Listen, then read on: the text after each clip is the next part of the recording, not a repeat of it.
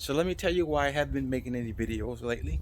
Uh, been making some big changes in the garage, some upcoming projects that we're going to do to better our garage. Let me fan it out. You remember, I had the Rubbermaid little hangers up there, hanging stuff up, and there it is missing on the back wall there. But there is some right there. The utility hangers from Rubbermaid. I got one right there by the refrigerator and one holding that box up. So what was holding these up, I took them all down, and all my lawn equipment was back there. My blower, my weed whackers, my hedge trimmers, rakes, shovels, and such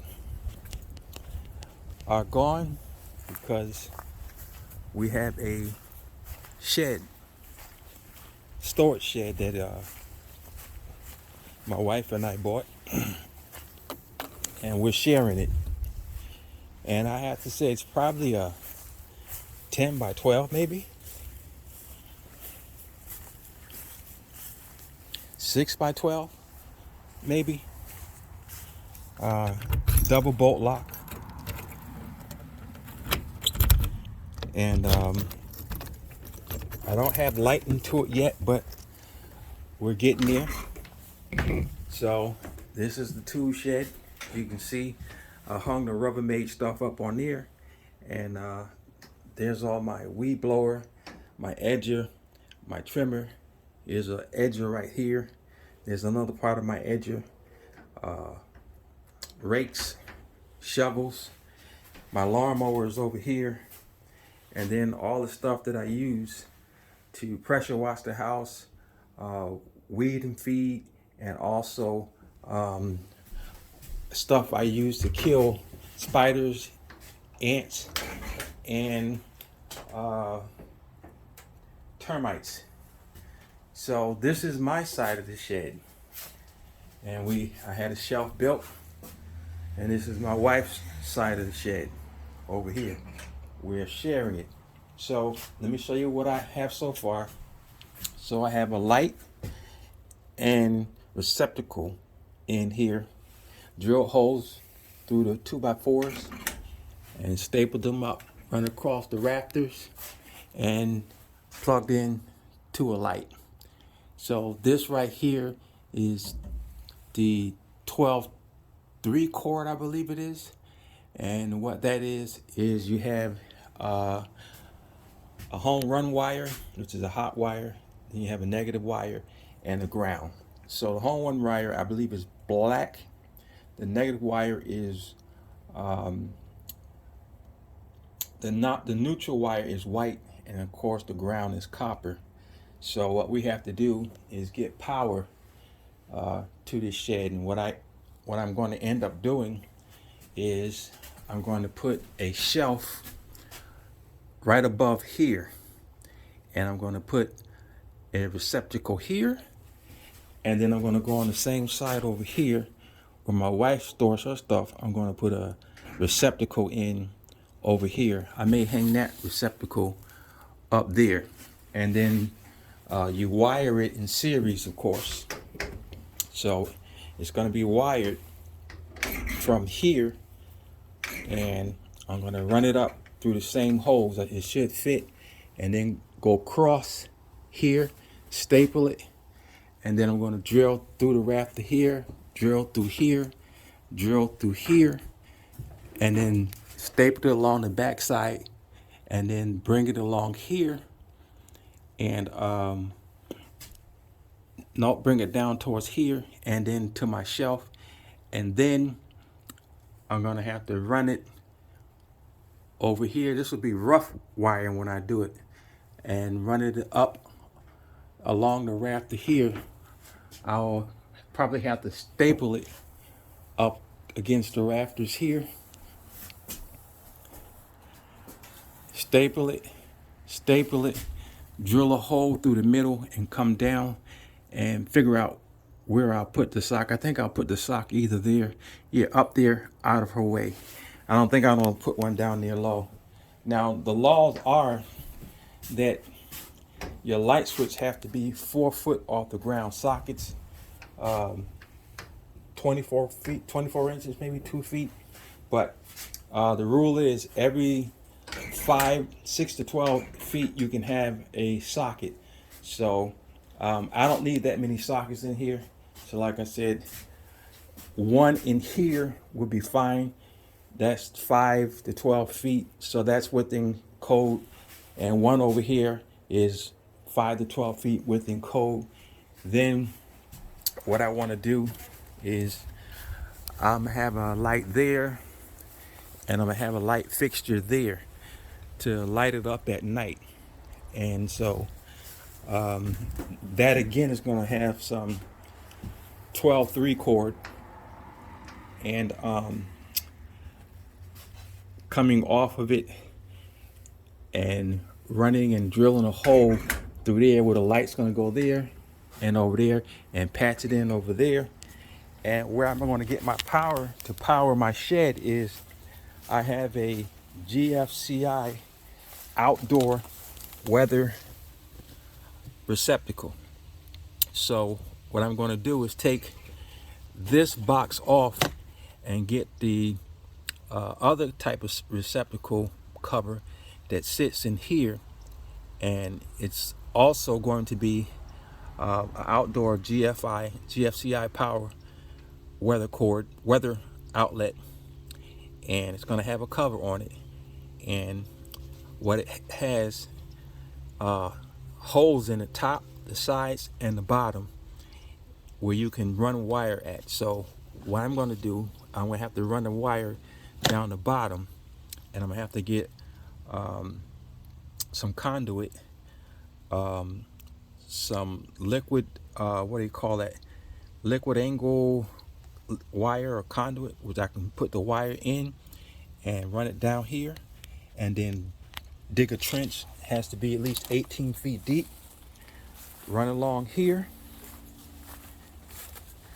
come along here, and run it up right about here.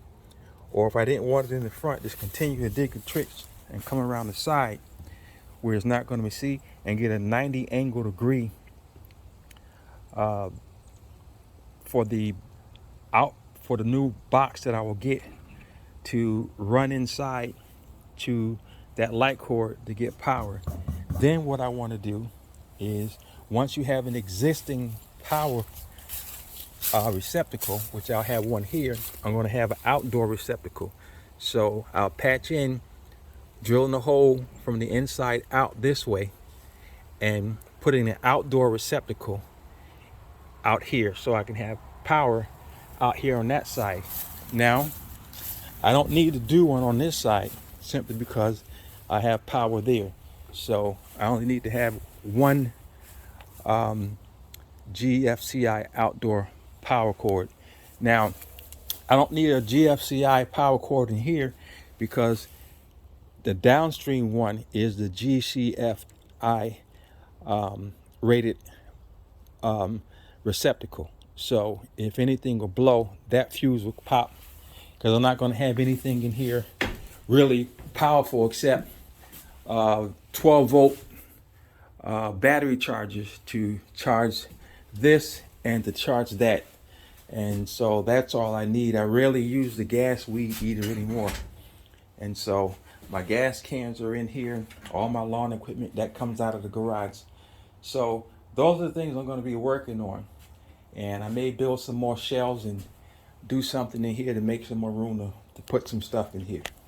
Also, what I plan to do is I'm going to dig out some grass from around here, probably 2 foot all the way around the shed.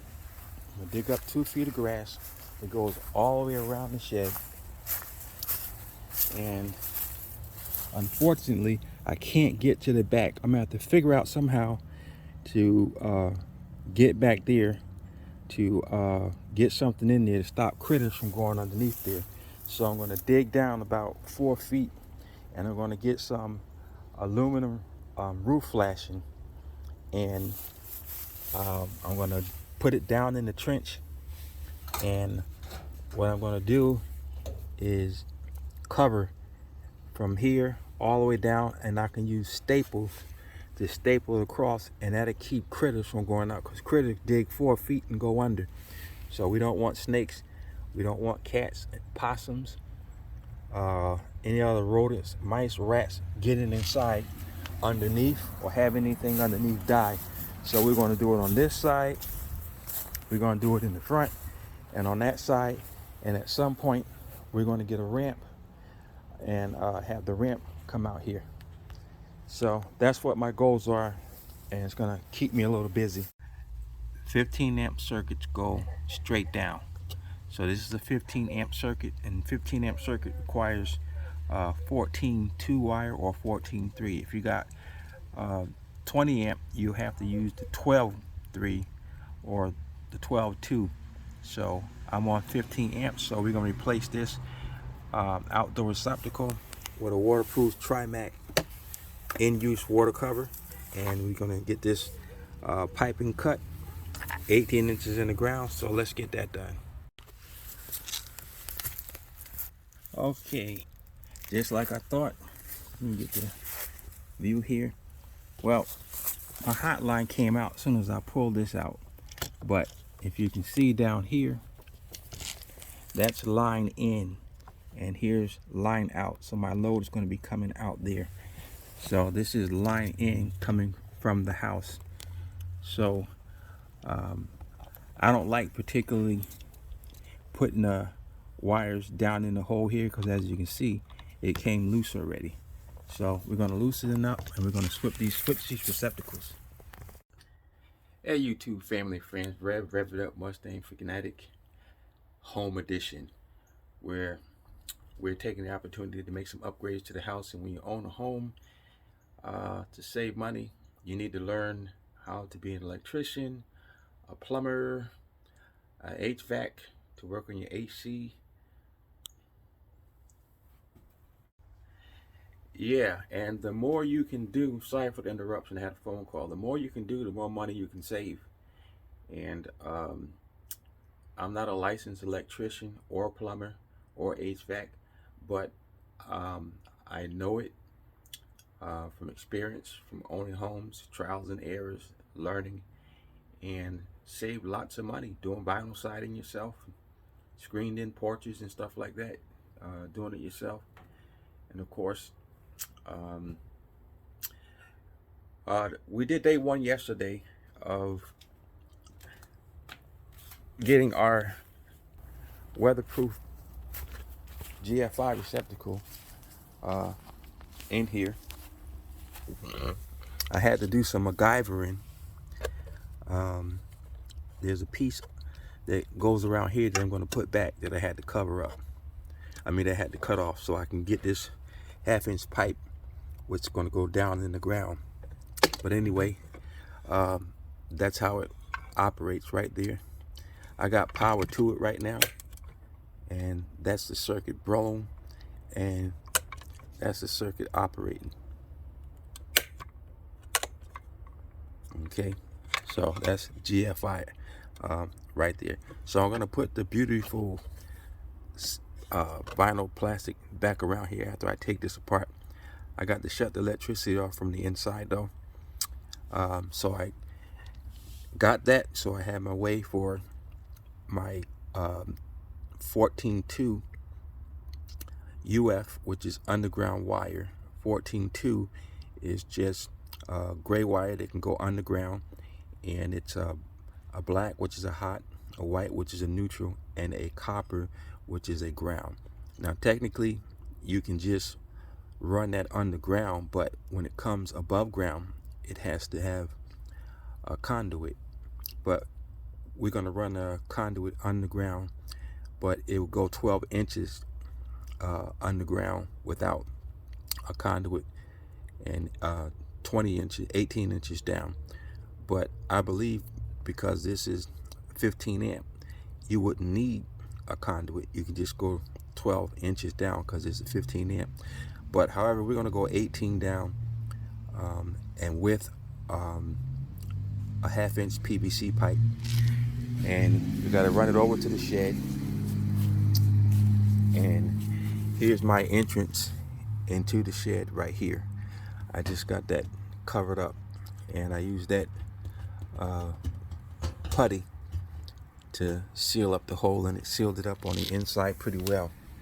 So let's take a look on the inside here. So here's my receptacle and outlet. Okay, so that's gonna give me electrical power here, and we got a light up there. So here's the entrance to it, and I set up I'm going to make this a junction box. So when I come out of the ground with the 12-2 Romex UF, once you're in the building, I can change to 12-2 Romex, the white wire, and 14-2, I'm sorry, and run it connected in the junction box, the 14-2 and underground, and the 14-2 white Romex interior building, which these wires are. This is 14-2 Romeo, 3 wires, and so that's going to be a junction box. And over there you can see an outlet. I'm going to have a receptacle here and a receptacle here. Now my idea is, once I come in off my downstream GFI, I'm going to go through my junction box. I'm going to drill through here, through the center, drill here through the center, bring my wires up and over the top here, and staple them. I'm just going to come right across the top and back down. I should be able to fit wires through these holes and get the power coming into the receptacle, and then the single pole switch, get that operating. So once that's operating, I'm going to have power running in this direction, where it feeds in, hits this circuit first, hits the junction box, hits this circuit, then I'm going to wire it, this outlet, that outlet back there. I'll probably put that up against the wall over here, or up there where I can see it, and then put it in between the rafters and come across the rafters again, up in the rafters, down, across, and over to where I want the outlet over here. So that way I'm GFI protected, and the flow of current is going to come this way, over, up, and over. So that's the goal. So at any rate, let me start some digging. I'm not going to shut the power off yet, because I may need to get my reciprocal saw in case I run into any roots along the way that I need to cut, and I can have that for power. So if I have any roots to cut under here, I can have my receptacle for power. You guys know me. Whenever I work too hard, it's time for a commercial. Mustang Fanatic Productions commercial. We'll be right back.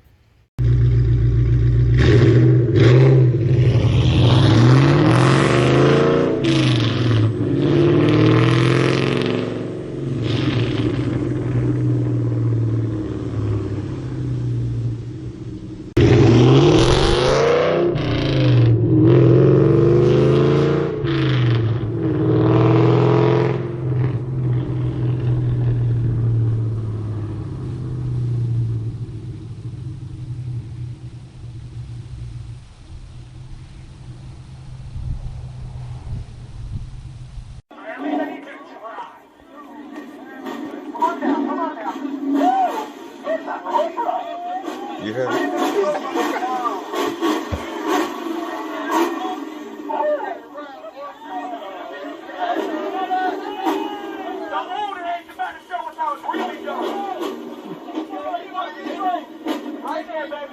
want to hear